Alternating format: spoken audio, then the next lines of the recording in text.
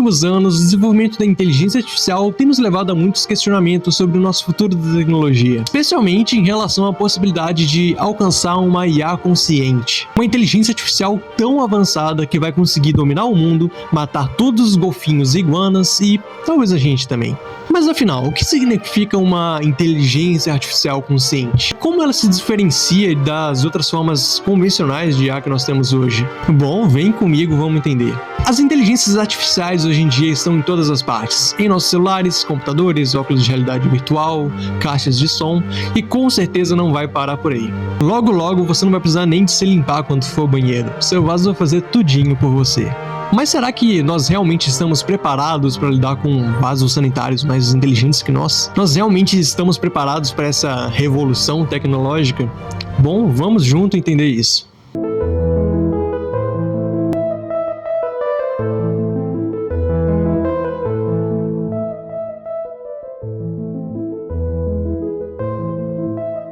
Então, resumidamente, uma inteligência artificial consciente seria uma forma avançada de IA que seria capaz de ter experiências parecidas com as nossas, como sentir emoções e ter uma noção de si mesma e uma autoconsciência, saber que realmente existe e entender as coisas ao seu redor. Seria uma inteligência igual dos seres humanos, se é que nós podemos dizer isso hoje, essa geração TikTok.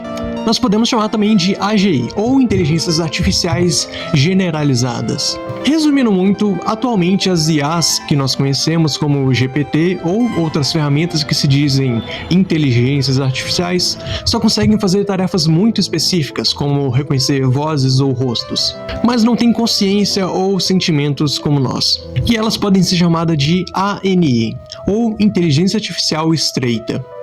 Uma IA consciente seria muito mais avançada, entendendo o mundo e até mesmo questões éticas e emocionais. Mas isso é algo que nós ainda estamos longe de alcançar.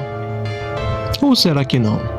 Bom, a última etapa de uma IA seria a superinteligência, ou ASI. Nessa etapa, as IAs teriam superado toda a inteligência e capacidade humana de pensar e compreender tudo. Nick Bostrom, o filósofo da Universidade de Oxford, especialista em IA, diz que a superinteligência consiste em, abre aspas, um intelecto muito mais inteligente do que os dos melhores cérebros humanos em praticamente todos os campos, inclusive na criatividade científica, a sabedoria geral e as habilidades sociais.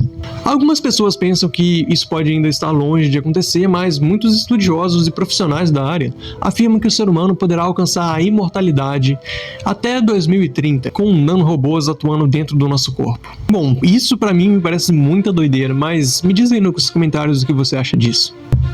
Para alcançar uma IA consciente, nós precisaríamos de avanços incríveis na tecnologia e na compreensão da mente humana. Em termos mais simples, hoje em dia, criar uma inteligência artificial consciente, ou seja, com emoções e autoconsciência como a nossa, é mais um tema de ficção científica do que algo real. E para conseguir uma IA consciente, seria necessário avançar muito na compreensão da mente humana e da consciência. E isso incluiria desenvolver tecnologias que permitam simular esses processos mais complexos em computadores, como experiências únicas e emoções. Além dos desafios técnicos, há questões éticas bem importantes também a serem consideradas. Se um dia nós conseguimos criar uma IA consciente, nós precisaríamos de ter certeza de usá-la da maneira mais responsável possível. E isso significa pensar nas consequências e tomar precauções necessárias para lidar com uma IA que possa ter suas próprias experiências e sentimentos, para que nós sempre tenhamos controle sobre ela e não ao contrário.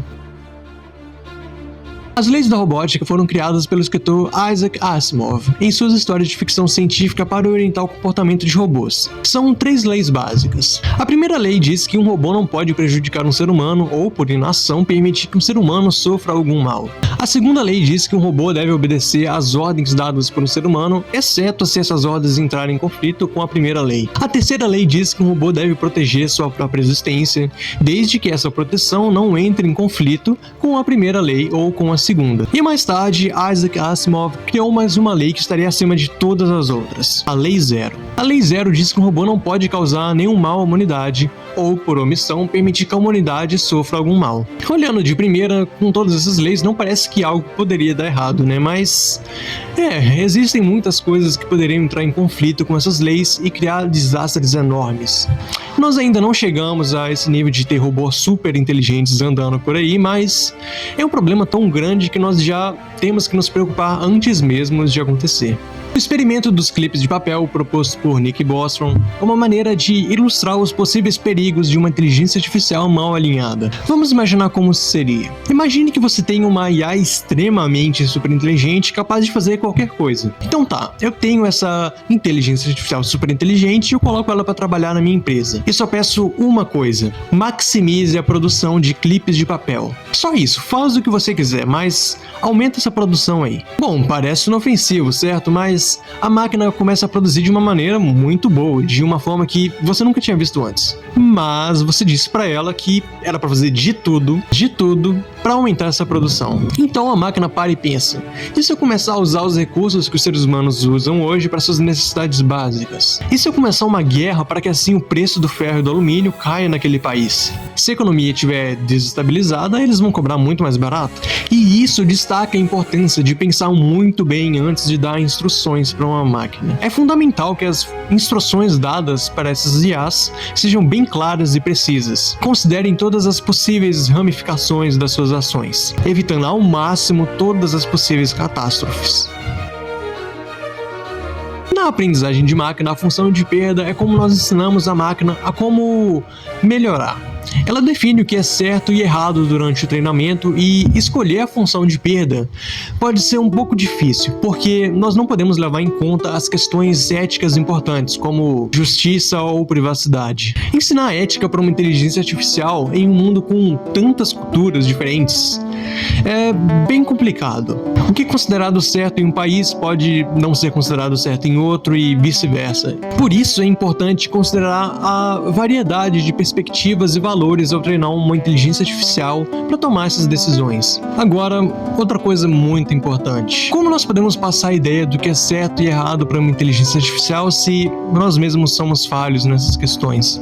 E agora, depois de estar entrando nesse cenário tecnológico, nessa era das IAs, é possível a gente ainda voltar atrás? Nós ainda temos como fugir disso tudo? Ou é algo inevitável? É possível evitar esse descontrole? Ou esse controle já saiu das nossas mãos há muito tempo e nós nem percebemos?